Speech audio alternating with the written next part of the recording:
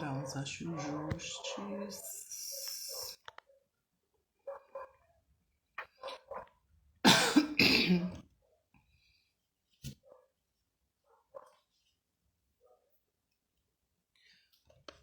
Olá, boa noite a todos.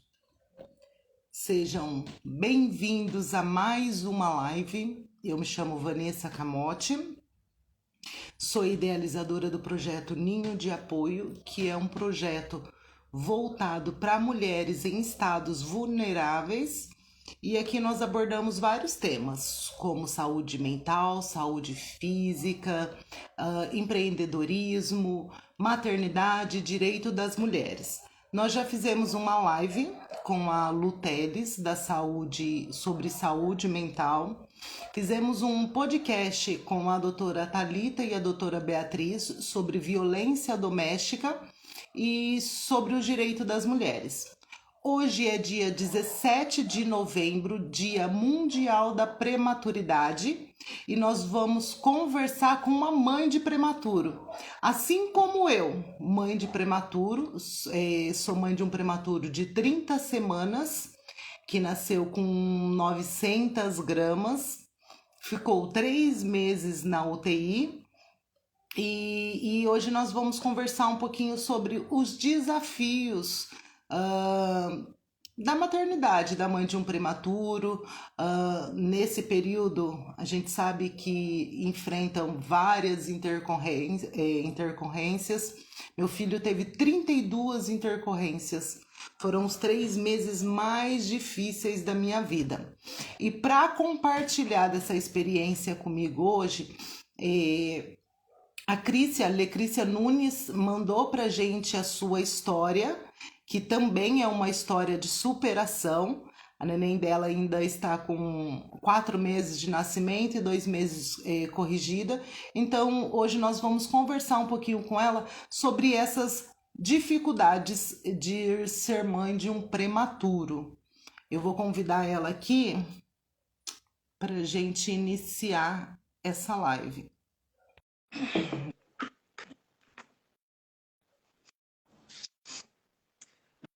Boa noite, Crícia. Oi, Tudo Vanessa, bem? tudo bom? Boa noite. Obrigado. É um prazer estar aqui com Igual, você.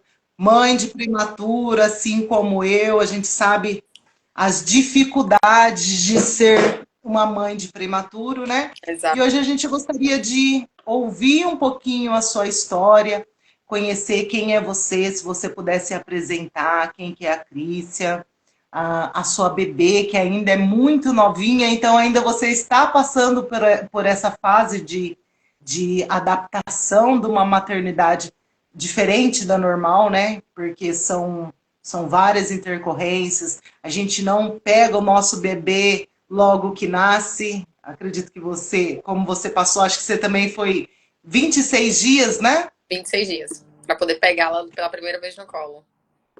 Conta um pouquinho para mim quem é você, como que foi essa experiência sua da maternidade. Então, vamos lá. Me chamo Leocia, né? Moro em João Pessoa, mas minha bebê acabou nascendo na cidade de Campina Grande. Tenho 35 anos. Segui o pré-natal todo correto, só que eu sempre questionava os médicos, sentia muita dor na barriga. E era algo que eles não conseguiam identificar. Eu suspeito de cálculo renal. Só que nos meus exames Uhum. não acusava nada de cálculo renal. Só que as dores não passavam. Quando eu completei 29 semanas, tive um pequeno sangramento e uma cólicazinha e fui para a maternidade de Campina Grande. Nisso, estava em trabalho de parto. Passei 3 horas para poder ter um atendimento, porque a pessoa que dá triagem falou que ela tá com infecção urinária. Isso é sintomas de infecção urinária. Só que eu estava em trabalho de parto. As dores foram aumentando, aumentando, aumentando. E nisso, quando deu as 3 horas, eu já não conseguia mais movimentar minhas pernas. Meu corpo já estava trêmulo. E eu só sentia muita dor. Nisso, quando o médico. E o pré-natal estava tudo tranquilo, tudo certo. Inclusive, eu tinha feito o pré-natal um dia antes. Minha bebê nasceu de Hum, julho, eu tinha feito o pré-natal no dia primeiro. E só aquela dorzinha que eu tava sentindo mesmo e nada mais que isso. Aí nisso, quando o médico me atendeu, que ele fez o toque, aí ele primeiro ouviu o coração do bebê. Ele disse: mãe, tem batimento. Naquele momento, eu não dei nem importância para aquela informação, porque era tanta dor que eu não consegui nem dar trazer aquela informação. Disse: dor é muita dor. Aí ele fez o toque. Quando ele fez o toque, ele já chamou o maqueiro nas pressas. E aí o maqueiro veio, me mandou direto para a sala de parto. Nisso, isso é impossível. Eu fiz o pré-natal ontem, tava tudo ok. As coisas da minha neném nem tá aqui em Campina Grande, porque eu moro em João Pessoa. Mas nisso, quando eu segui para a sala de parto, a equipe foi pega toda de surpresa, porque não tinha sido nem sequer comunicado que ia ter um parto naquele momento. E aí perguntaram: ela tá com quanta dilatação? Não sei informar. A equipe não tinha nem sequer feito o meu prontuário. Eu não tinha nem prontuário ainda, para você ter E noção. ela é a sua primeira filha? Era É a única única. filha? Primeira. Aí o que acontece? Simplesmente quando eu entro na sala de parto, minha bebê mudou a posição para a posição pélvica. Quando... Nossa. E detalhe, eu não podia ter um parto normal, porque como eu tenho um útero baixo, as chances de ter uma hemorragia eram gigantescas. E foi a única coisa que eu perguntei para a obstetra. Eu fiz: vai ser parto normal ou cesárea? Ela fez: eu vou olhar. Quando ela disse eu vou olhar, que ela fez assim, que ela botou a mão na testa, a doutora, o que foi que aconteceu? Ela fez: não temos tempo para fazer uma cesárea. Tem que ser normal. Vire de 4. Antes eu não tenho forças, eu não consigo virar. Aí o enfermeiro disse: vem, eu te ajudo. Aí ele me virou, né, para a posição de 4. E nisso eu já senti as pernas dela saindo. Aí eu disse: mãe, faça força.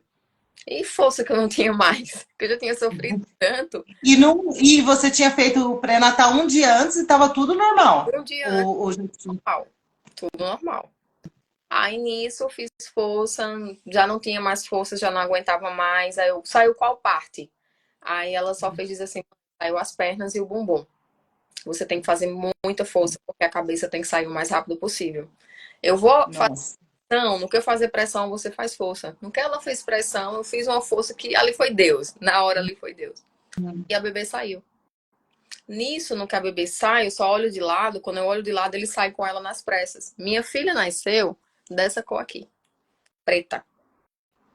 Não tinha Sério. choro, não tinha choro, nada. Só fiz perguntar: doutora, tinha batimento? A bebê tá viva?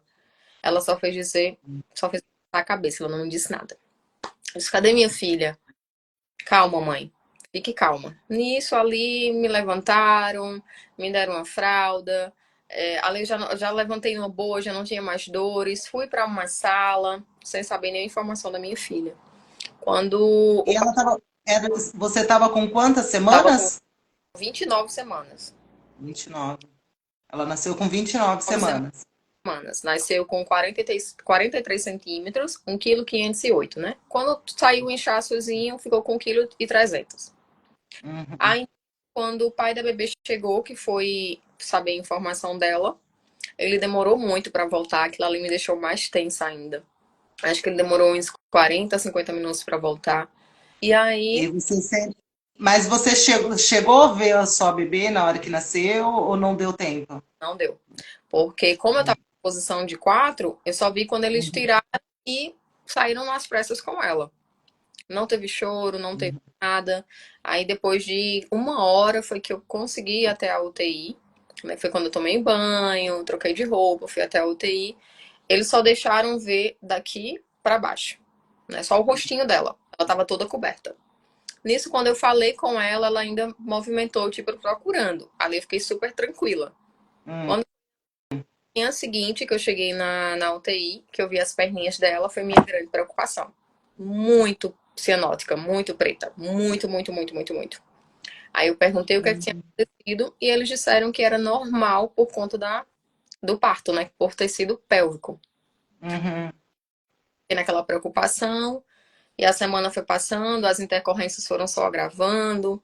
Lara, devido ao parto ter sido pélvico, ela teve falta de oxigênio no cérebro, que é o que ocasiona a leucomalácia, que é algo, se não for tratado, se torna algo muito sério, que ela pode até causar uma paralisia na criança, né?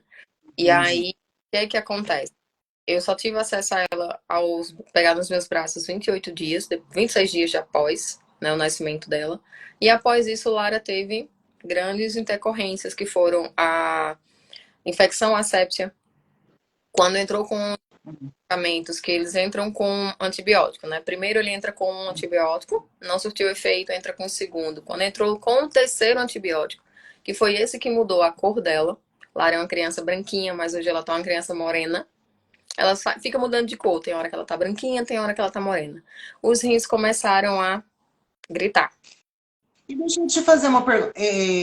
No começo também, o meu filho ele nasceu de 30 semanas com 900 gramas. E ele tinha essa alteração de cor.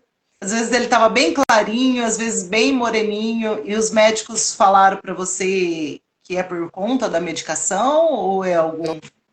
No meu caso, foi a medicação. É a Foi medicação? isso. Aí, o que que acontece? Ela vai normalizando a cozinha dela com o tempo. Às vezes tá só a cabecinha branquinha e as mãozinhas, o restinho do corpo tá moreninho. Mas com o passar do tempo, eles vão voltando à cor normal, né? Só que a minha maior preocupação naquele momento foram os rins.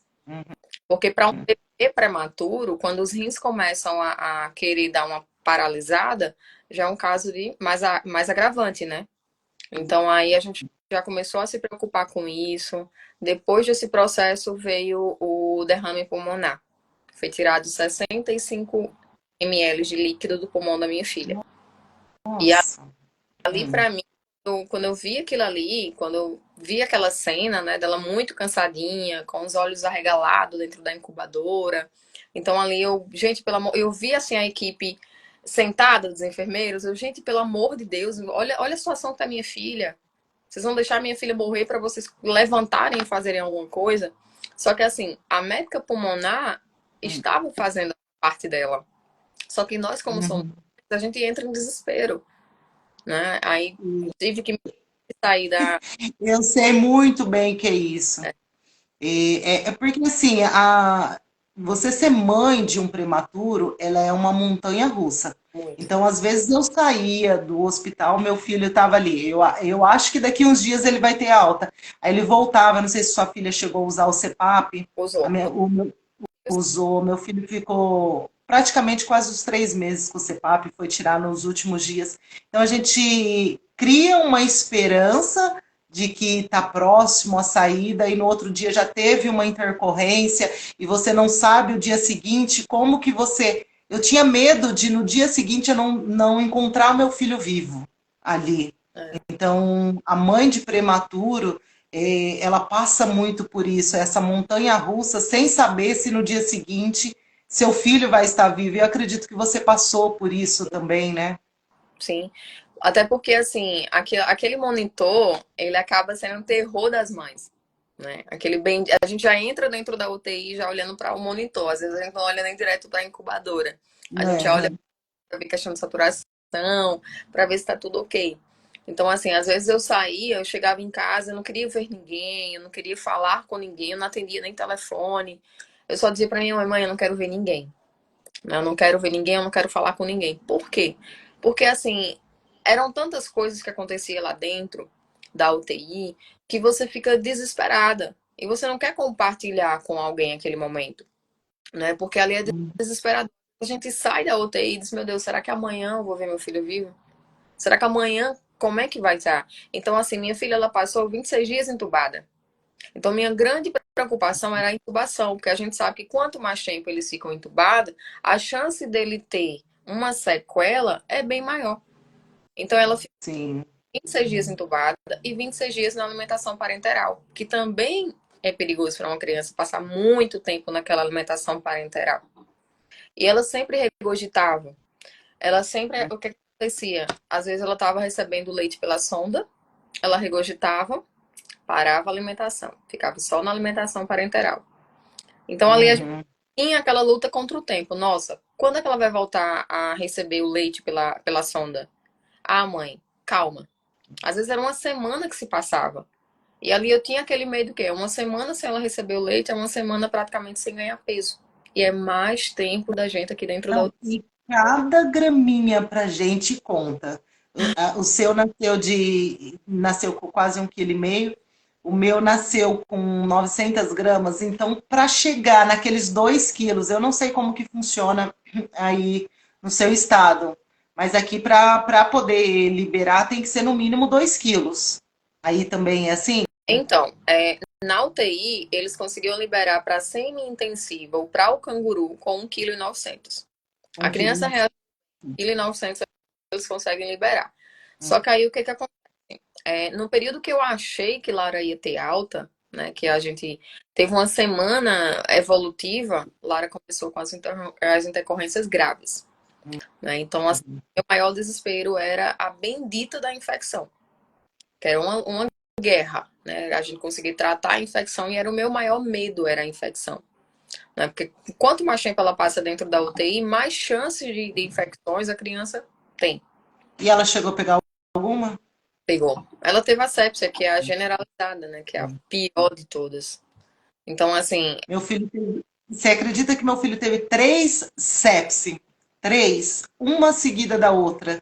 Ele teve a enterocolite necrosante e depois ele teve 3 sepsis. Eu achei que eu não ia trazer meu filho para casa. E lá na UTI, eles têm algumas regras que a gente não pode pegar criança, que isso. Então, eles têm aquelas regras, só que eu falava, eu não sei se eu vou levar meu filho para casa, eu preciso de pegar meu filho no colo, eu quero sentir o meu filho, exatamente por questão dessas sepsis, que a gente sabe que são gravíssimos, né? exatamente. E assim, cada vez que eu via ela sendo furada, que tinha momentos ali que eu começava a chorar, por quê? Porque tinha momento que tinha que coletar o sangue da artéria. No mesmo dia tinha que coletar o sangue para ver a questão das infecções. E nesse mesmo tempo ela pegou a bactériazinha no olho. Então, Hum. assim, aquele exame que faz no olho, nossa senhora, aquilo ali eu acho que é o exame mais dolorido que existe. Então, Esse não cheguei a conhecer. ela teve a bendita do conjuntivite, né? Dentro da. Como é que pode, na incubadora? Hum. Então, e sem a gente ter nenhum acesso a ela, né? Só os enfermeiros, os técnicos e os médicos. Então, assim, pra gente é muito dolorido.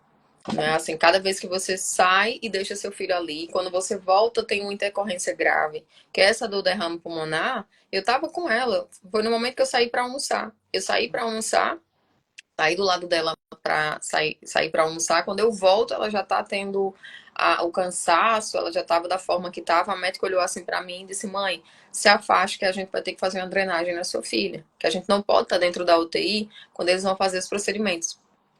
Então, assim, para mim, Não, ela foi, né? Ali para mim foi desesperador aquele momento. Eu disse, meu Deus do céu, cuida da minha filha, protege ela, porque eu não tenho mais forças. Chegou um momento que eu cheguei na casa da minha mãe e comecei a chorar. Eu disse, mãe, eu não aguento mais. Eu não aguento mais ver minha filha passando pelaquela situação. Né, dela chorar ali dentro da incubadora, você ouvir o choro e você não poder acalentar. Você só e você falando isso, ó, até me emociona, porque volta. volta. Meu filho hoje, a sua ainda está recente, então é tudo muito recente para você.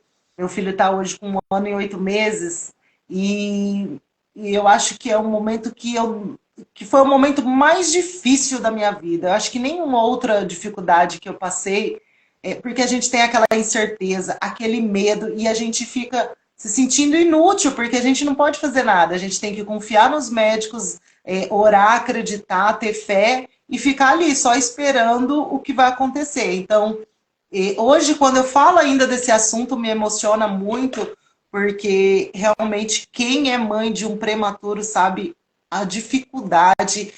A gente entra no estado de depressão. A gente não é aquilo que você falou, a gente não quer conversar com ninguém, a gente se isola, a gente tem medo, né? Eu tinha muito medo de chegar no outro dia e receber uma notícia que o meu filho não estava vivo.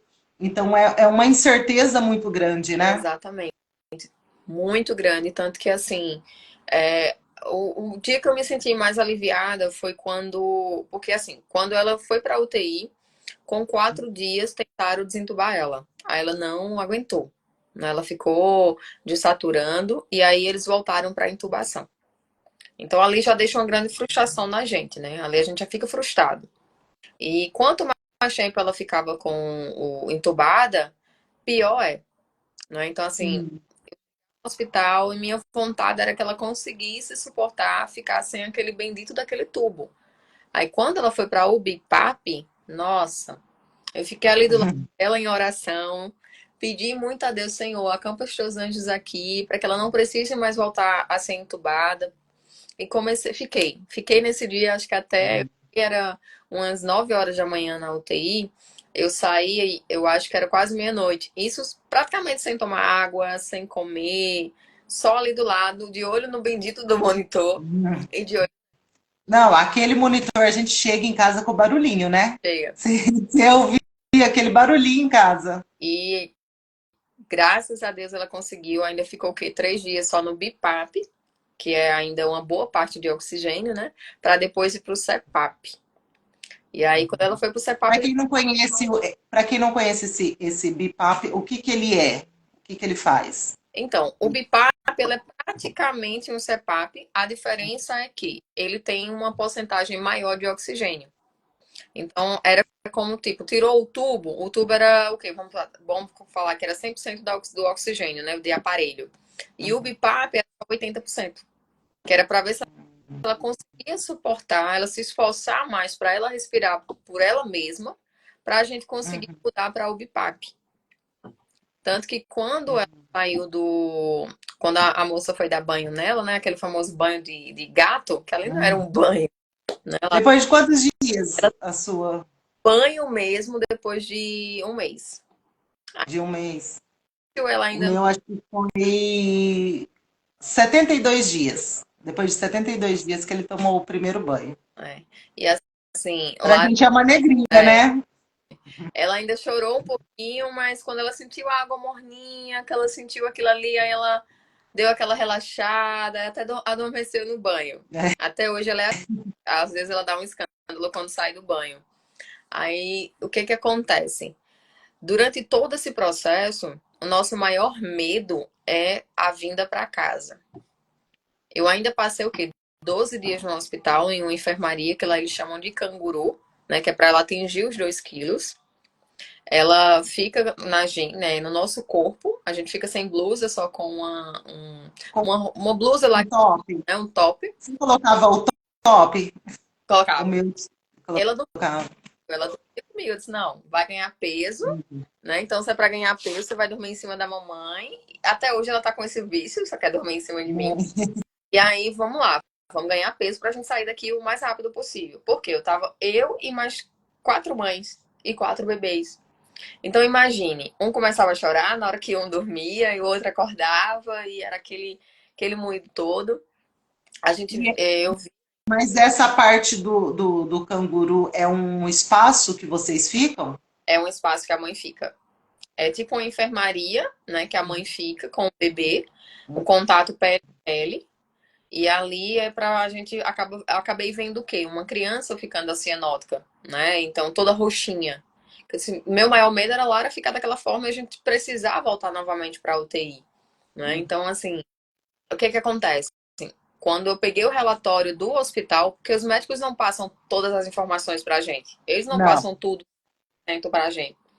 A gente fica sabendo depois, porque aí o que que acontece? Lembra do leucomalácia que eu falei lá no início? Você não No, sabia. no canguru, ele agravou para o nível 2. Quando eu fui pesquisar aquilo ali, que eu vi a gravidade das consequências que aquilo ali poderia ocasionar, eu só voltei a enlouquecer. Então, assim, E eu me disseram que acredito que talvez eles não é o que eu falei. Meu filho, ele teve 32 intercorrências. Eu falei, se eles tivessem me passado todas, eu acho que eu não ia aguentar. Eu aguenta acho não. que eu acho que até para poupar um pouco a gente, porque é um momento que a gente está ali mais frágil, um momento mais delicado, né? Exatamente. Porque mesmo a gente estando lá, a gente vendo tudo que está acontecendo, que não só com os nossos filhos, mas com outras crianças que vão tendo outras intercorrências mais graves, e você fica, meu Deus. Quando eu chegava na porta da UTI, que não podia entrar, que tinha alguma mãe que dizia, não, eles estão fazendo algum procedimento em algum bebê, eu disse, seja no meu. A gente acaba sendo egoísta a esse ponto. É. Acaba E é sendo. desesperador, né? Quando você. Aquele barrar a gente ali na porta da UTI, eu acho que é a parte mais desesperadora. Que você Exato. não. Um dia eu cheguei, estava tudo isolado, e era bem a sala que meu filho estava. E pegaram Covid, tava uma enfermeira pegou Covid. Nossa, aquilo ali, meu mundo desmoronou. Eu quero ver meu filho, eu quero ver meu filho. Aí até elas me acalmarem, me levarem para ver ele, que realmente não era nada com ele. Mas aquilo ali é desesperador pra gente. Exatamente. É muito, muito. Tanto que Lara teve que ficar contida com as mãozinhas ou com os pezinhos presos, para não correr o risco de tirar o pique. Né? O pique, depois que o umbigozinho cai, aí eles colocam um pique no bracinho, geralmente é no braço, né? Pra não correr o risco dela tirar. Então, assim, eu tinha que conter ela para ela não puxar aquilo ali, senão era um sofrimento. Porque aquilo ali é o quê? É um pedaço de fiozinho de quase 5 centímetros que eles inserem na criança. Então, imagine você fazer aquele procedimento mais uma vez, né? Então, tinha todo E as veinhas deles, quando nascem, é muito fininha. Então, para perder aquilo ali é muito rápido, né? muito rápido mesmo. Então, às vezes eu pedia, assim, não, pode conter ela. Contenha ela, porque senão ela vai puxar. Ela quem tirou o tubo. Ela que tirou o tubo, né? Então assim, eu digo que ela se deu alta, né? Ela se deu alta do tubo, porque quando ela teve o derrame pulmonar, que é o pleural, a médica olhou pra mim, mãe, não vou estubar a sua filha agora, porque sua filha teve atelectasia. Depois do derrame, deu atelectasia, que é a manchinha no pulmão. Então, eu não posso estubar ela agora. E aquilo ali me deixou muito triste. Já fazia uma semana como é que se diz, o derrame dela. A gente já estava em 28 dias de UTI. Então, eu disse, meu Deus, e agora? Quanto tempo eu vou ficar dentro daquele hospital? Não aguento mais. Aí eu cheguei em casa, entrei em oração, joelho no chão, meia-noite. E eu pedi a Deus, eu disse, Deus, eu não aceito. O Senhor é o médico dos médicos, eu não aceito aquilo ali. O Senhor vai mudar aquele cenário. Tanto que quando eu cheguei na manhã seguinte, a médica já veio direto para mim. Eu disse, pronto, aconteceu. Ela explicou que lá tinha tirado o tubo e eles resolveram botar o BIPAP.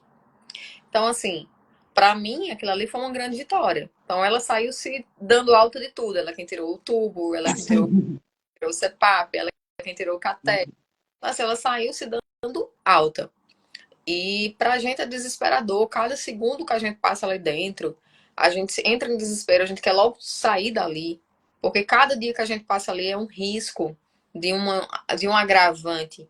Né? Teve a coordenadora mesmo da UTI, ela olhou para mim e disse, mãe, sua filha teve intercorrências aqui que fazia séculos que a gente não via, como essa do derrame pulmonar. Lara precisou fazer transfusão de sangue 2 vezes, de madrugada. 3 horas da manhã, minha filha precisava de uma bolsa de sangue de O positivo, né? Nossa.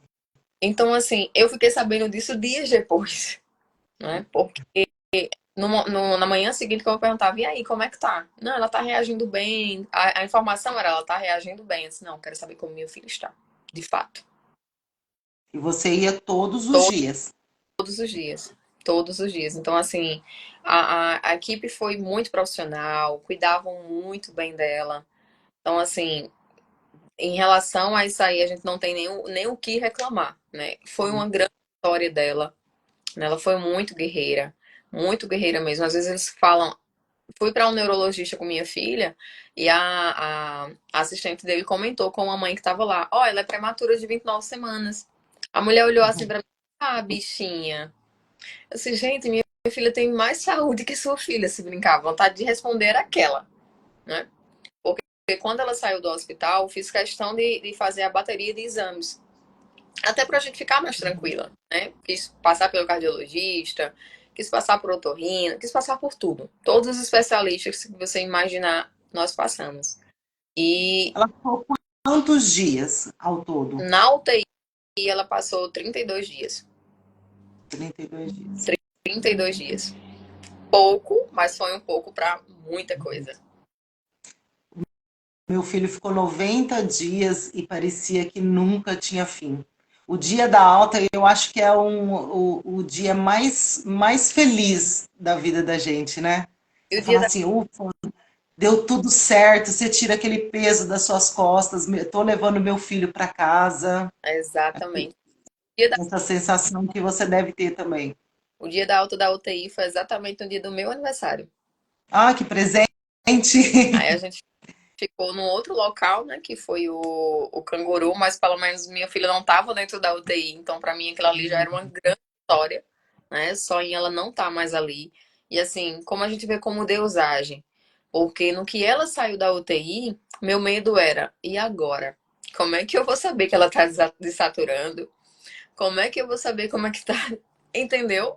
A gente ali entra em desespero, né? Se ela regurgitar, o que é que eu faço? E febre, a gente pensa mil coisas, né? Mil coisas passam na nossa cabeça. Tanto que quando ela saiu da UTI, que a gente passou os 12 dias na enfermaria, graças a Deus ela não teve nenhum episódio. Foi tudo tranquilo, tudo normal. Viemos para casa. Então ali eu disse, mãe, sem visitas. Sem visita, não é frescura, é só por respaldo, é só por cuidado, não é só vou sair de casa com ela para médico. E E é realmente foi o que uma parte difícil, né? Porque a família também está ansioso para ver, para conhecer, e a gente tem que explicar que não pode, porque é uma imunidade muito baixa, qualquer probleminha, qualquer ali, se a pessoa tiver com um resfriado, meu filho pegou pneumonia depois por causa de visita, que eu não permitia, mas sempre tem aquele que fala que acaba vindo sem a gente permitir, né? Mas eu tentei ali o máximo que eu pude, mas sempre tem aquele que não entende, é. né? E a sorte, digamos assim, é que tipo, eu tive minha filha em Campina Grande. Então em Campina Grande eu tenho poucos amigos. Hum. É mais família. Então acabei tendo essa sorte porque aí eu não tive visita. A única visita que veio na minha casa foi uma grande amiga minha que é fonoaudióloga. E aí ela veio para ver a questão de Lara, né? A questão da linguinha. Que até então ainda não tinha sido feito o teste de língua. O único teste que ela tinha feito, o único exame foi o do pezinho. A da linguinha e o da orelhinha foi feito depois. Né? Então, só, então vem aqui para tu ver a questão da deglutição dela, ver a linguinha dela. Pronto, foi a única visita que eu recebi. As demais, nem de familiar, eu recebi. Né? Então a gente ficou naquela restrição de fato. Eu só saí de casa com Lara para médico, né? Então, passei por todos os médicos quando Lara completou exatamente 2 meses. E foi até o que o neurologista falou, foi uma grande sorte nossa, porque tem crianças que correspondem a alguns estímulos até 2 meses. Então, ali ele consegue identificar se a criança teve alguma sequela ou algo do tipo. Então, levei ela nesse período de 2 meses ainda, né? Tanto para cardiologista.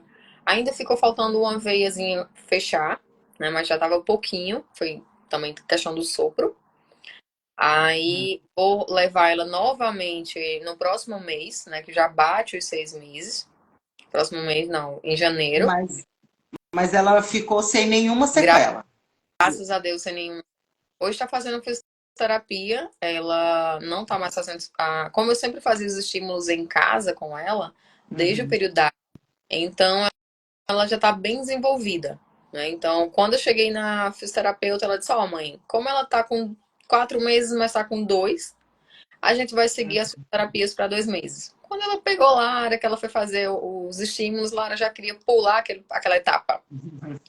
Ela já tá querendo pular as etapas, assim, então, faço os estímulos com ela todos os dias. Aí, então ela já tá querendo seguir os 4 meses, vamos pular para os 4 meses. Então, assim, já tá bem avançada. E E ela a, chegou aí para casa sem a sonda, porque meu filho veio com sonda para casa. A Lara chegou. sem sonda. Então, eu vi algumas fotos suas e ia até te perguntar, que ele teve alta com sonda ainda, né? Ele teve aula, ele atingiu, né, os 2 quilos. Eles prepararam a gente dentro do hospital para trazer ele, porque o risco da infecção, que ele já havia pego 3 infecções, né? Então estava sendo maior. Por isso que eles liberaram com a sonda, pelo risco da infecção que estava tendo lá dentro do hospital, que foram 3 meses, né, lá dentro. E ele pegou 3 infecções, enterocolite, a transfusão de sangue também, ele chegou a fazer 3 vezes transfusões de sangue. Então foi assim, ele tinha agulha na cabeça, no pescoço, no braço, em todos os lugares possíveis. Bebê que nasceu menor do que ele, não teve tanta intercorrência do que ele.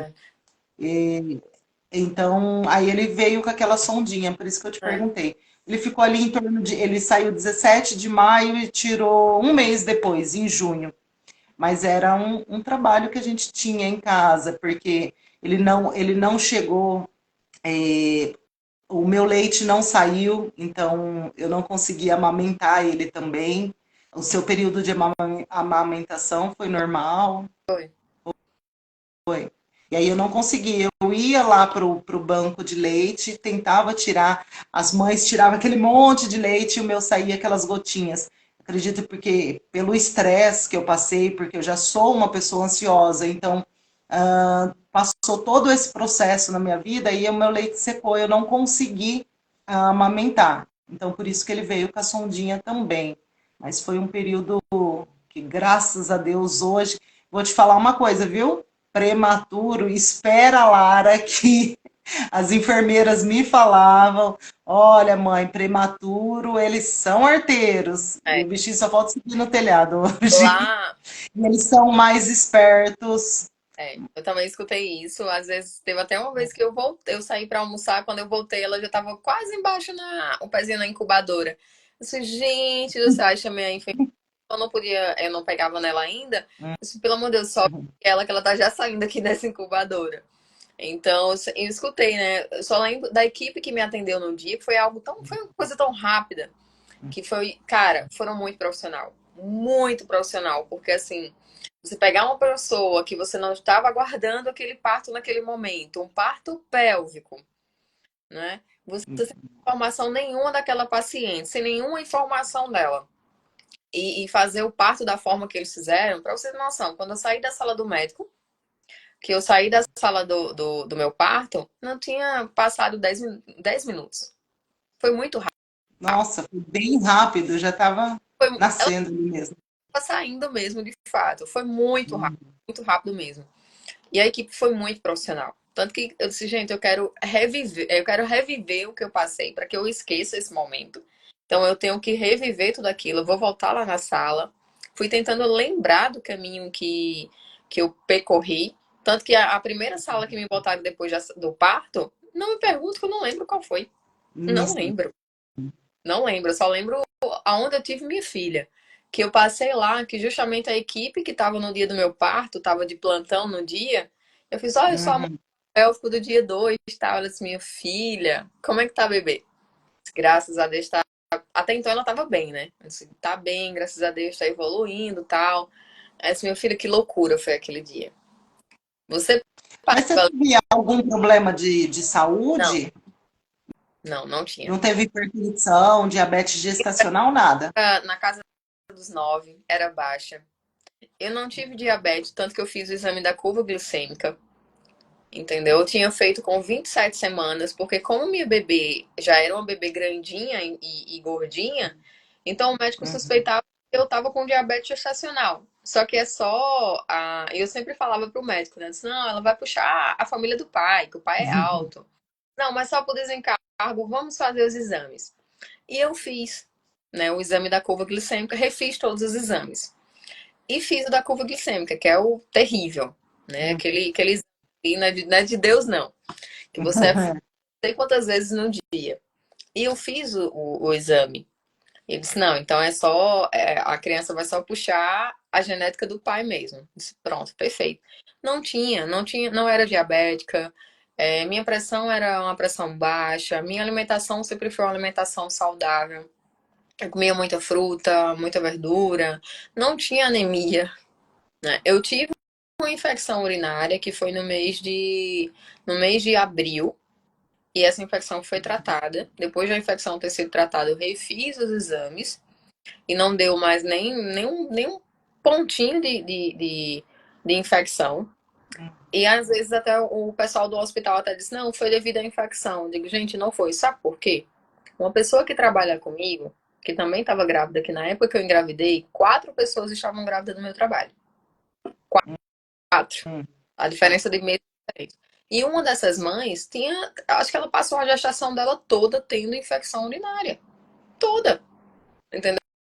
E a bebê nasceu de E 9 nasceu meses. de 9 meses, tempo normal. Meses. Mas os médicos não te falou porque dela nascer com vinte e Não, nove semanas? não, não, não, não. Não tem Aí uma não, justificativa. não teve nenhuma justificativa, até porque nas minhas ultrassons estava tudo normal. Nos exames estava tudo normal.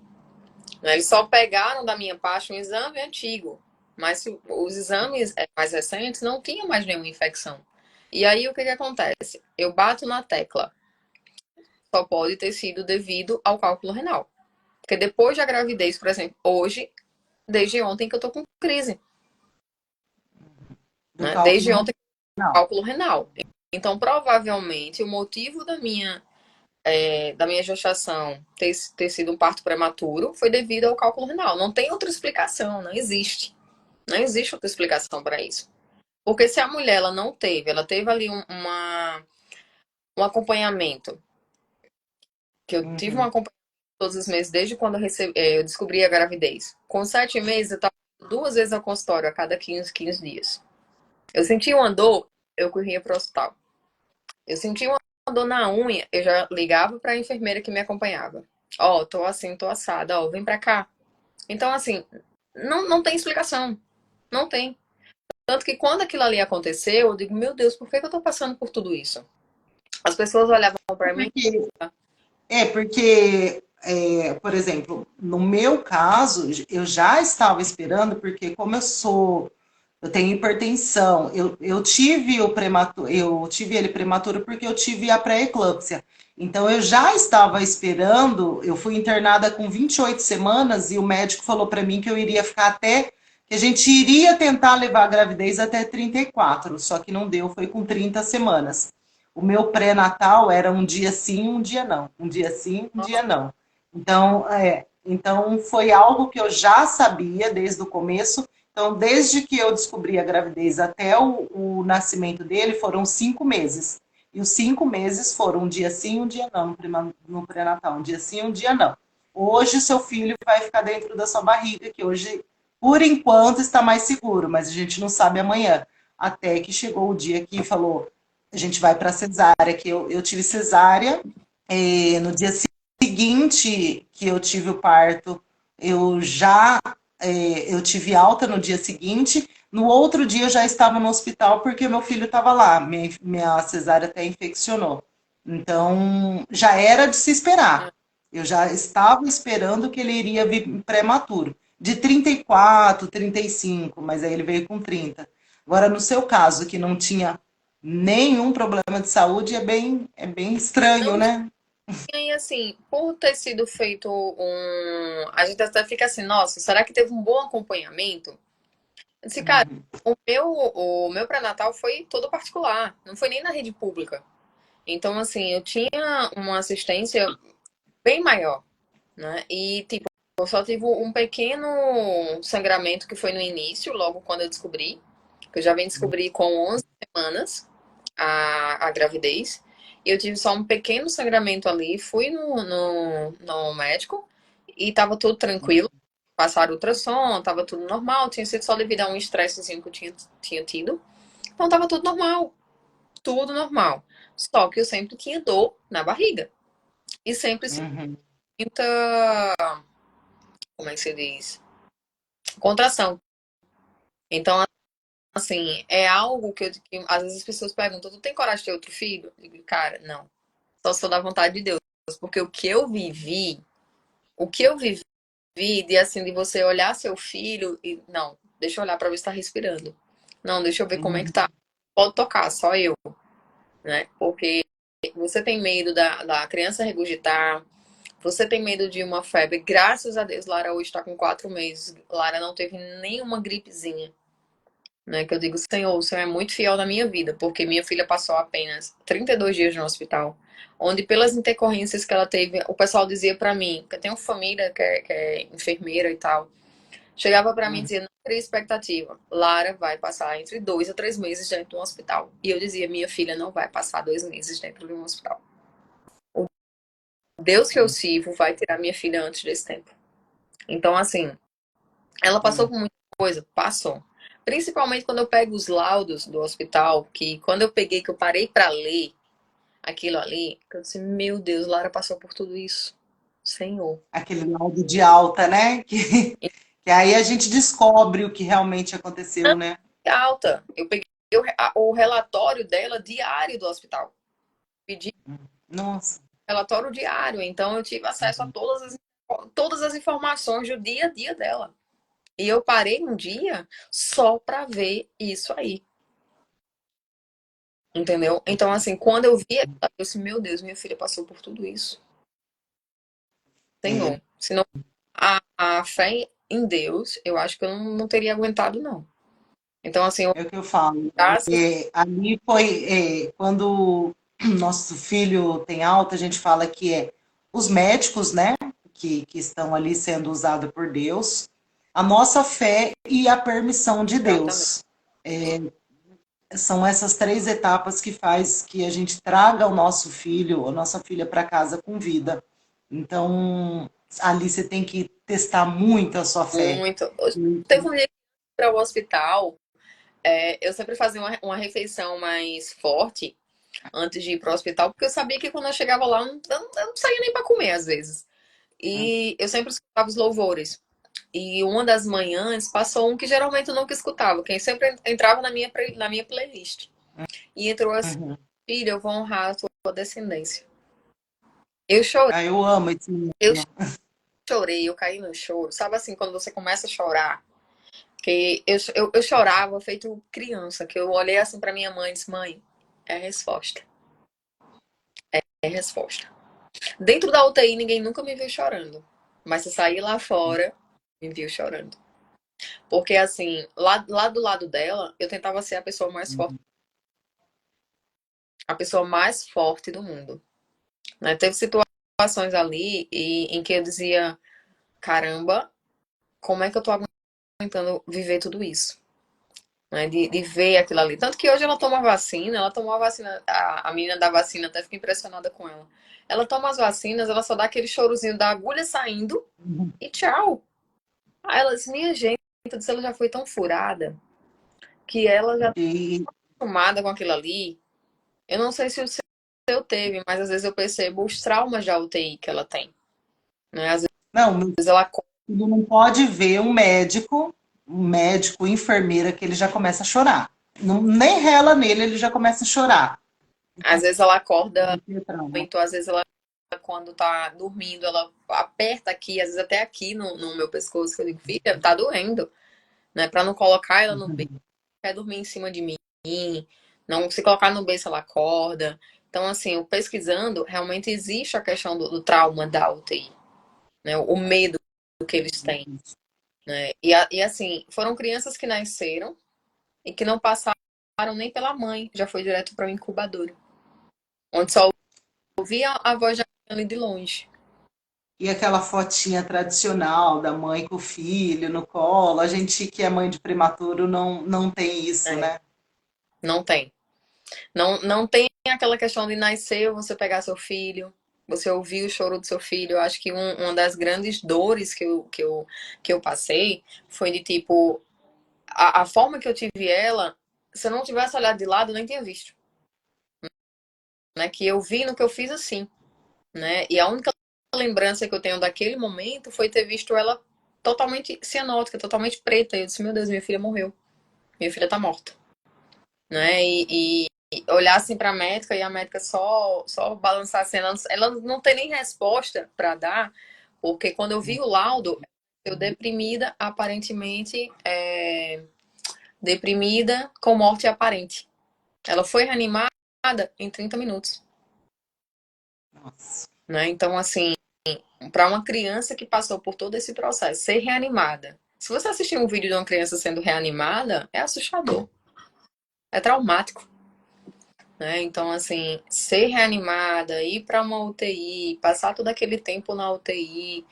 E quando eu olhava, eu dizia, meu Deus, só queria segurar minha filha no colo. Quando você passa, assim, pelo corredor do hospital, que você vê as mães da sala com seus filhos no colo, e você diz, caramba, eu não tive a chance de pegar meu filho no colo. Eu ainda não peguei minha filha. Que a maior felicidade foi quando eu cheguei no hospital, que a fisioterapeuta chegou pra mim e disse: eu pedi à doutora pra você ter a oportunidade de pegar a sua filha. Você quer?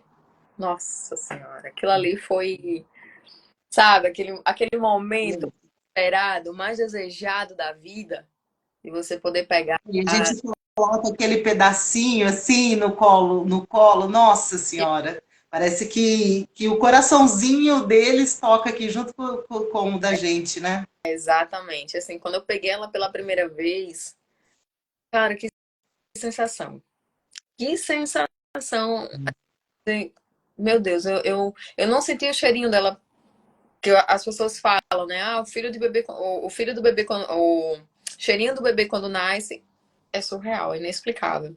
A gente não teve a oportunidade de sentir esse cheirinho. A gente não teve a oportunidade de pegar pela primeira vez. A gente veio pegar. Eu peguei Lara depois de 26 dias. Você foi com quantos dias? Foi com 18. 18. Né? Então eu fui mais 18 dias. de pegar minha filha depois. Eu só queria estar com ela no colo. Todos os dias eu queria pegar, eu só queria estar com ela no colo. Porque pra gente aquilo ali, meu Deus, dá logo a alta pra gente sair daqui pra casa. Tanto que eu sempre comentava com o Bruno, que é o pai da Lara, ele sempre dizia, quando Lara estiver em casa, ela vai evoluir muito mais rápido, ela vai ganhar peso muito mais rápido, ela vai crescer muito mais rápido. E realmente, né, hoje todos os médicos que a gente passa com ela, ela tem uma força, viu? Eu digo, tem. Ela é braba. Que se tocar no braço, que ela já tem trauma de UTI. Ela já vai É. puxar, puxa, tem uma força assim inexplicável. E quando eu olho hoje para, pronto, hoje eu falando, relatando, né? Porque eu nunca tinha chegado assim para falar como foi a situação. E eu comentando, nossa, ali eu comecei a chorar. Era falando e chorando, e ela ali do lado, dormindo no berço. Eu dizia, minha filha, você passou por tudo isso. E como Você passou que por pode, isso. né? Um serzinho tão pequeno, tão frágil, ser tão forte, né? Às vezes eu me pergunto como é que eles passaram por tudo isso. Porque uma criança que teve derrame pulmonar, né? Uma criança que teve falta de oxigênio no cérebro, né? Uma criança que precisou fazer transfusão de sangue 2 vezes, né? Uma criança que teve várias bactérias, assim, bactérias não, né? Várias infecções, que não deixa de ser bactéria, várias infecções graves. E hoje tá assim, né? E você fica, como pode, né, ter passado por tudo isso? Né? Porque às vezes eu tô assim com a É. escola e diz, filha, você é uma guerreira. Você é tão pequenininha, mas você tem tanta força, tanta força que a gente fica, será que eu teria toda essa força? Será que eu aguentaria passar por tudo isso? E isso dá mais força para a gente quando eu olho. Às vezes a gente está triste, até meio estressado no dia a dia. Aí a gente olha aquele pequenininho ali, eu olho aquele pequenininho e falo assim: meu filho foi tão forte, eu tenho que ter pelo menos um pouquinho da força dele, porque tudo que ele passou, ele aguentou. E hoje ele está lindo, está saudável, e eu desisti de coisas simples, então eu não tenho esse Nós não direito. E, temos. Tanto que teve uma médica que passou assim por mim, que olhou, né, viu o nome dela, e assim, que eles falam, aqui, pelo menos no Nordeste, eles colocam RN de Leocrícia, não da mãe, não pelo nome. uhum, E quando a médica citou o meu nome, ela disse, essa criança tá viva. E eu tava ouvindo, eu tava bem próxima a ela. Só que como sempre a gente tava de máscara, quando vê outra pessoa sem máscara, você quase não reconhece, né? Aí eu disse, doutora, eu tô aqui. Aí ela disse, tal dia eu vi sua filha praticamente morta na UTI. Entendeu? E eu disse, doutor, eu vi várias vezes minha filha morta dentro da UTI. Várias. Não foi uma nem duas. Né? exatamente. Quando eu chegava no corredor, elas passavam assim pelo corredor para ir para a UTI, eu dizia, Senhor, que minha filha esteja bem. Que eu chegue lá e não tenha uma má notícia. Entendeu? Porque E eu vou te falar uma coisa que eu, eu, eu acredito muito em Deus, eu tenho muita fé em Deus. E nos primeiros dias eu até questionei a minha fé. Porque eu falava assim, por que eu estou passando por isso, Deus? Porque eu tentei por 18 anos ter filho. por 18 anos e eu não consegui, fiz tratamento. E eu fui com uma dor, eu achei que era uma infecção de urina, algum problema. E eu cheguei lá, o médico falou: Você está grávida? Eu falei assim: Não, eu não estou, porque eu não posso engravidar. E, e aí Deus me deu a minha benção, mas primeiro ele questionou, ele testou a minha fé, porque eu tive que ter muita fé para passar por tudo aquilo, de super. Eu falo hoje, eu ainda me emociono muito nessa questão, porque foi um momento muito difícil da minha vida, no qual eu cheguei a questionar a minha fé, se realmente. Se Deus estava permitindo que eu estava passando por aquilo, por que, que Deus estava permitindo que eu passasse por aquilo? Mas hoje eu entendo. Hoje, olhando para o meu filho aqui, eu entendo por que, que eu tive que passar por Eu vou só aquilo. te dizer uma coisa. Você tem fé, né? Como você falou, assim como eu tenho. Mas uma coisa é você testemunhar o testemunho dos outros. Outra coisa é você testemunhar o seu testemunho. Outra coisa é eu e você, que é o que nós temos que fazer, é apoiar e dar força a outras mães. Teve uma vez que eu tava lá no hospital, eu saí que lá no hospital tem uma que eles chamam casa da mãe. E eu sempre ia para sentar um pouco no sofá, descansar um pouquinho e voltava. Eu não dormia lá, não passava o dia lá. Teve uma vez que eu cheguei para tirar o leite e uma mãe tava chorando. A enfermeira conversando com ela e disse assim, ó, pega aqui a Bíblia, vai ler, se acalma, fica tranquila, vai dar tudo certo. E a enfermeira sabia da situação da minha filha. Uhum. Que uma médica tinha ligado para ela para saber a notícia da minha filha. E aí eu cheguei, cara, eu não sei como foi que eu falei com aquela mulher daquela forma, não. Sabe assim, Uhum. com autoridade, eu disse, tu tá chorando por quê?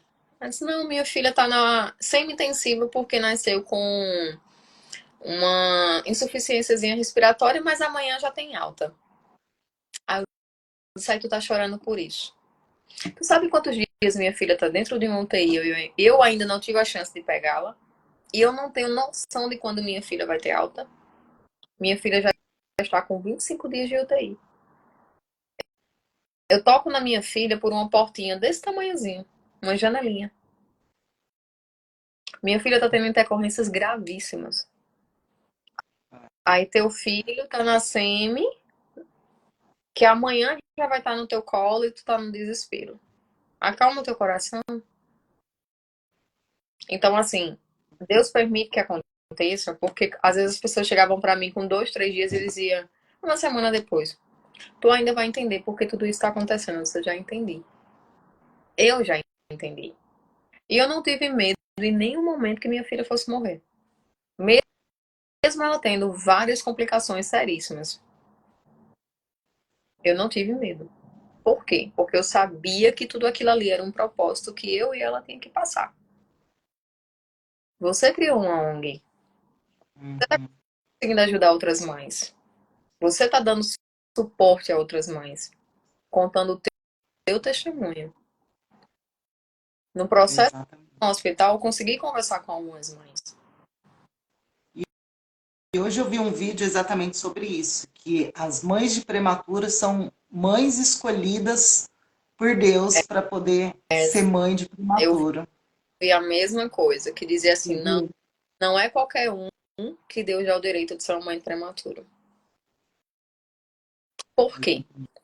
Porque quando a gente vai para a parte bíblica e para a parte histórica, que teve até uma parte que eu coloquei, eu aprendi muito no versículo de Mateus, no período da tempestade, né, que todos estavam desesperados e Jesus estava no barco, mas todos estavam desesperados. Porque cada diazinho que a gente passava era uma tempestade. Mas chega um momento ali em que eu disse para minha mãe, mãe, eu não aguento mais, chorando. Porque minha filha estava com assadura.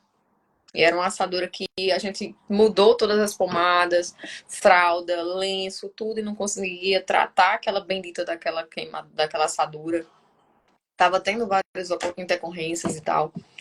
E chegou um momento em que eu disse, Deus, eu não aguento, eu não suporto mais. E realmente ali foi uma semana que eu olhei pro pai dela e disse, a partir dessa semana a gente só vai ter notícias boas. E realmente aconteceu. Que em uma semana depois da atelectasia, depois do derrame pulmonar, ela passou. Até lá, a médica olhou assim para o exame da atelectasia, para o raio-x, e disse: Crícia, não existe mais. Não sei como, sumiu. Eu sei, É bem. eu sei como, né? Eu sei. Uhum. Então, em uma semana, ela passou BIPAP, CEPAP, catete. No domingo, ela já estava respirando por ela mesma. Quando a médica É me... uma benção. E eu cheguei no hospital, que ela me disse: tem leite? Eu disse: tem. Pronto, hoje a gente vai botar sua filha no peito. Vai só lá pra fora, que a gente vai fazer o procedimento em um bebê e eu já te chamo. Gente, ali eu chorava, eu chorava.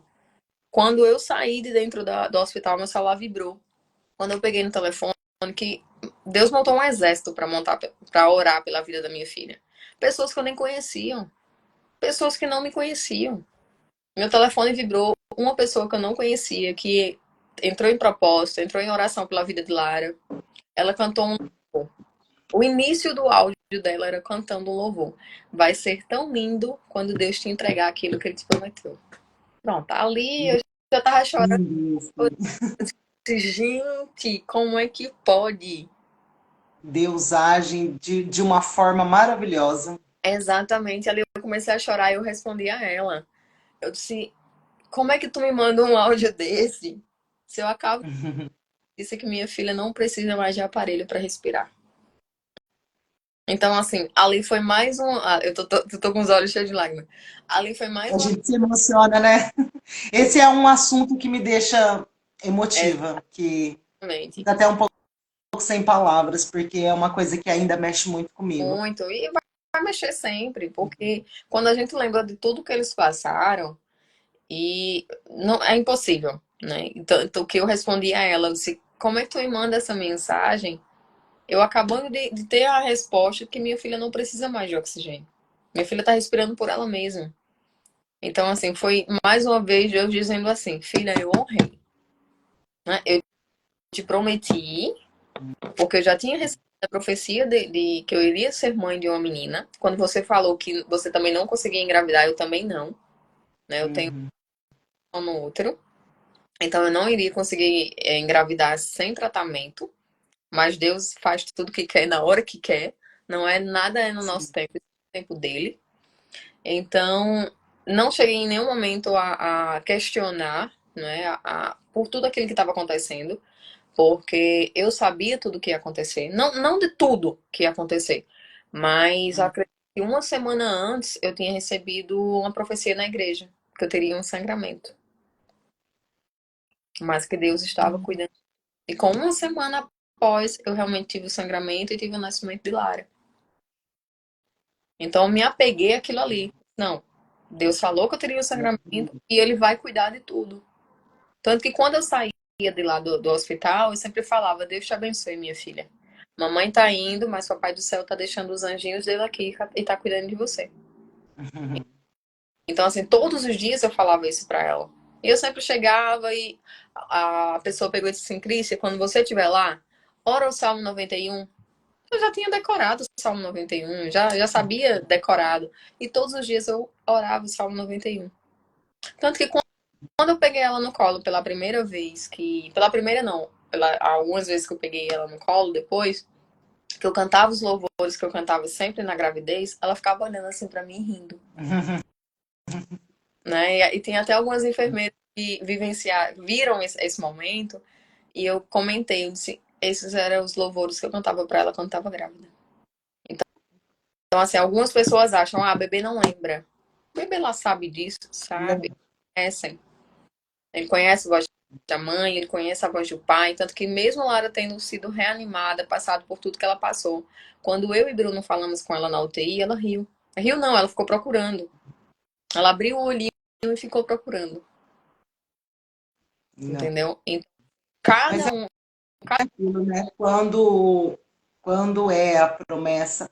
E uma das vezes que eu fui na igreja, que eu fui antes de visitar meu filho, o pastor falou sobre Esther, né? Que era a mulher que não podia engravidar, e que o filho, e era um assunto que que não tinha nada a ver com o que estava sendo pregado ali no momento.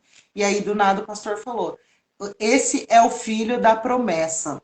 Então eu falei: esse meu filho é o filho da promessa, porque o que Deus prometeu para mim, ele cumpriu. E hoje, dos 18, eu tenho 37 anos, eu fui engravidar com 35 anos.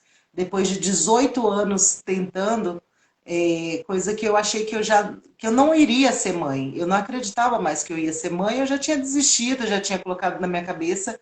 Mas as minhas orações que eu fiz, que eu pedi para ser mãe há tempos atrás, Deus cumpriu. Então, não é no tempo nosso, é realmente no tempo de Deus. Nada, Pode demorar o tempo que for, se for a promessa dele, ele nada cumpre. aí no nosso tempo. E tanto que, assim, mesmo ele tendo passado por tudo que ele passou, ele não ficou com nenhuma sequela, né? Nada, maravilhoso. Então, A arteira até é demais, então assim, mas quando a gente para analisar tudo que a gente passou, tudo que eles passaram, e hoje eles são crianças saudáveis, crianças sem sequelas, né? Porque, assim, às vezes tem pessoas que pensam, ver você com seu filho, ou ver eu com minha filha, pensa que não é uma criança normal, né? Pensa que não é uma criança saudável, mas são, né? Eu já tive várias pessoas assim olhando para mim estranho, né? Quando, ah, 29 semanas, a pessoa já olhava assim para minha filha meio que estranha. Eu disse, gente, é uma criança saudável, é normal como qualquer outra. Só nasceu antes do tempo, né? ó, Eu sempre comento assim, minha filha isso daqui, só nasceu. ó, tem uma fotinha dele, que é a primeira toquinha dele. Ó, para você ver o tamanhozinho que ele nasceu. Essa daqui é a primeira toquinha dele. Ele nasceu muito pequenininho. O pezinho dele, esse pezinho aqui é maior do que o pezinho dele. E o Nossa, pezinho dele era ele metade. Pra nasceu com você ter uma- Ele nasceu com 900 gramas, ele tinha 30 centímetros. Então nossa, ele era bem pequenininho, eu cabia na palma da mão, assim. Quando eu vi a primeira vez ele, eu passei mal. Eu tive que sair de lá de dentro com cadeira de rodas. Porque para mim, daquele tamanhozinho, eu só tinha visto aqueles fetos em laboratório, né? Então, na hora que eu vi aquilo ali, me deu um desespero que já tinha todo o histórico que tinha acontecido com ele, do jeito que ele nasceu praticamente morto.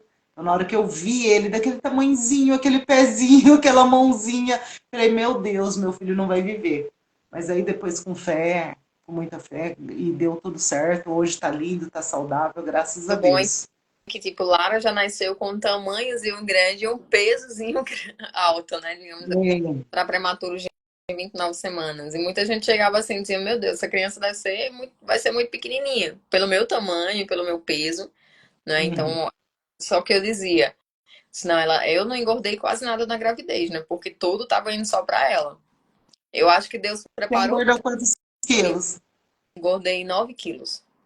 Mesmo que eu. 9 quilos. Também. E as 9 quilos ficaram, mais de 9 quilos ficaram dentro da UTI, né? Porque eu não conseguia comer direito. Eu não comia, né? Teve vezes que eu voltava para casa e saía tipo do hospital 6 horas da noite, 9 horas da noite me dava agonia, eu tinha que ir para o hospital de novo, porque os pais podem ter acesso, têm acesso 24 horas. 24 E horas. às vezes dava 6, 7 horas da noite e eu corria para o hospital. Teve um dia que eu fui em João Pessoa, porque eu estava aqui em Campina praticamente sem roupa, e eu falei pro Bruno, ó, fica lá com ela que eu preciso ir em casa pegar roupa, tal. E eu fui para João Pessoa em plena sexta-feira, que é dia que muita gente viaja, vai para lá por ser capital, né? Então muita gente tá na estrada, viajando, tal. Senhor, que horas eu vou conseguir chegar em Campina Grande? Cheguei em Campina quase 11 horas da noite. Aí ele tinha me mandado foto dela, ele tinha me mandado os laudos do dia, tinha me mandado tudo. Ó, não precisa tu ir pro hospital, vai descansar, tal, descansa. Eu, tá. Uhum. E ele tava de plantão nesse dia, né? Minha filha, eu cheguei em casa, eu fui direto pro hospital. Eu Não, a cheguei gente não quase, consegue, né? quase meia-noite. Acho que a equipe teve um susto quando me viu entrar. Porque assim, se eu não visse com os meus próprios olhos, ele falou que ela estava bem, ele mandou foto, mas eu tinha que ver com os meus próprios olhos, né? Eu cheguei lá no hospital, vi ela, só, mamãe tá aqui, tá com você e tal. E ela olhava assim, olhava justamente pro lado que eu estava. E hoje a gente percebe a importância dos pais dentro da UTI, porque tem pais que nem vão. Tem... Não, e acontece mesmo. Às vezes eu vi bebê lá que ficou lá para doação, que os pais, que a mãe nem quis, porque nasceu com vários problemas de saúde. Tinha bebês lá que as mães iam só no final de semana, então passava a semana. Eu sei que cada um tem ali a sua dificuldade, né? Graças a Deus nós tivemos a oportunidade de estar ali todos os dias, mas a gente via alguns bebês ali que ficavam sozinhos, abandonadinhos ali, né? E aí, o que que acontece? Eu via isso aí, me dá uma tristeza de ver isso, eu disse, gente, e eu ficava com aquele pensamento, eu disse, meu Deus, se eles soubessem a importância que é para eles de terem os pais aqui do lado, o pai ou a mãe,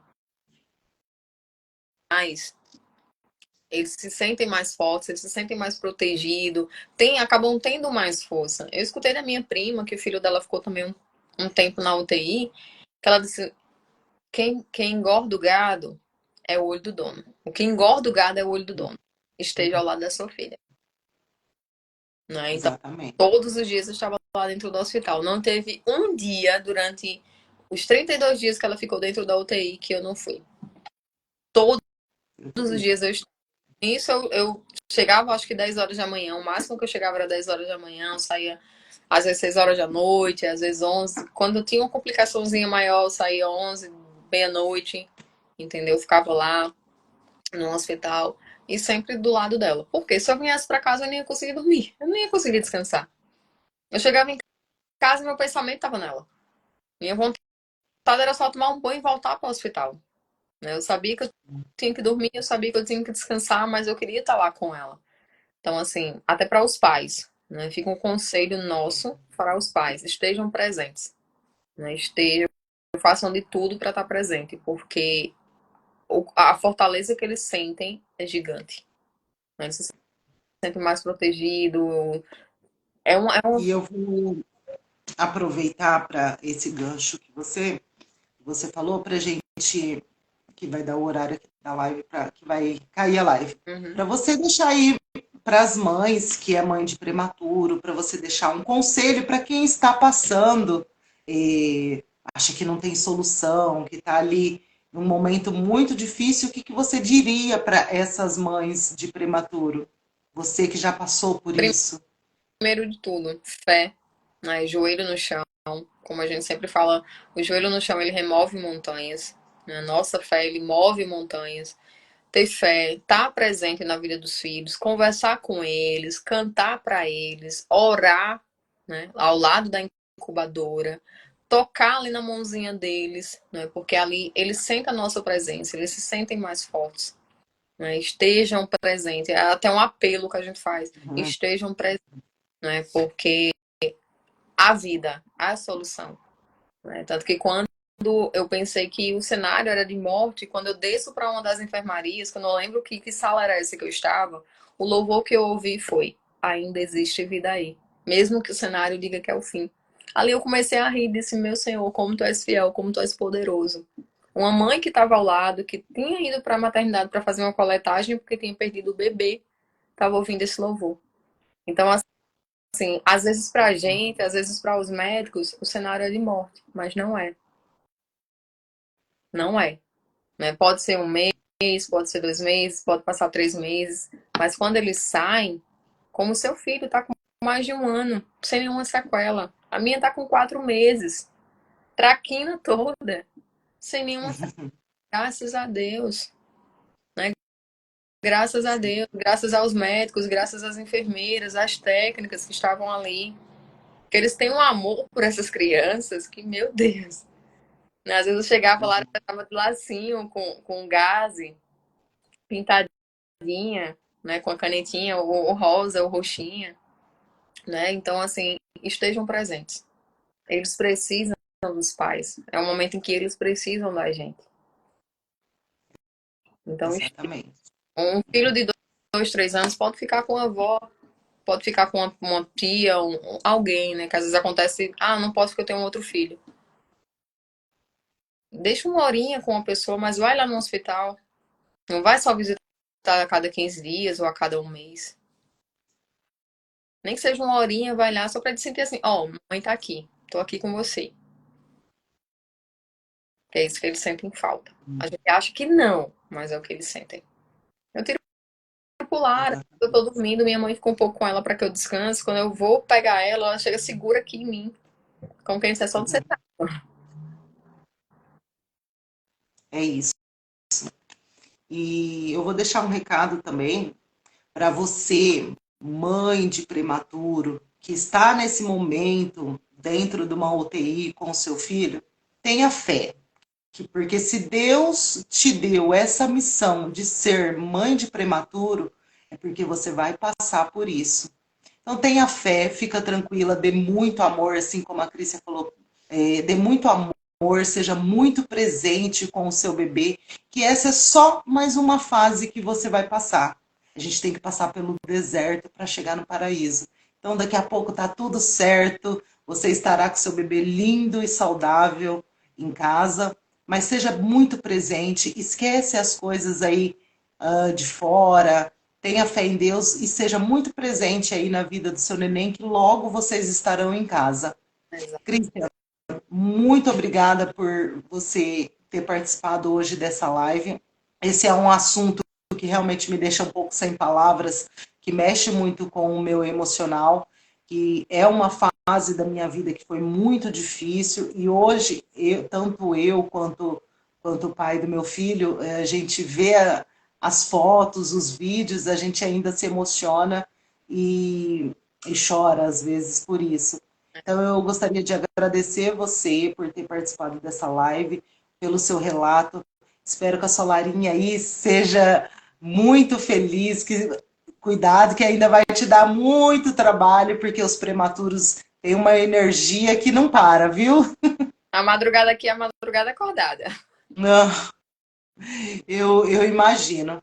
Então eu agradeço de coração, que Deus abençoe sua vida. Você é uma mãe muito guerreira, passou por tudo isso. A gente sabe que passar por isso, mãe de prematuro, não é forte, então você é uma mãe muito guerreira.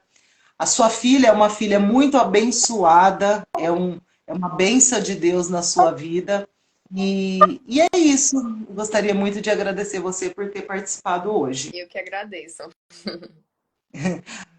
Obrigado para vocês. A nossa próxima live vai ser no dia 19 com o nutricionista Anderson. Então siga lá também o projeto que é o Ninho de Apoio, que é um projeto que a gente é um projeto que eu idealizei exatamente para ajudar mulheres em estado de vulnerabilidade, seja na maternidade, seja com saúde mental, física, empreendedorismo. Então, gostaria de convidar você, Crícia, os seus seguidores que vão ver essa live também, a, a seguir o canal do Ninho de Apoio ali para a gente fortalecer e cada vez mais apoiar mulheres.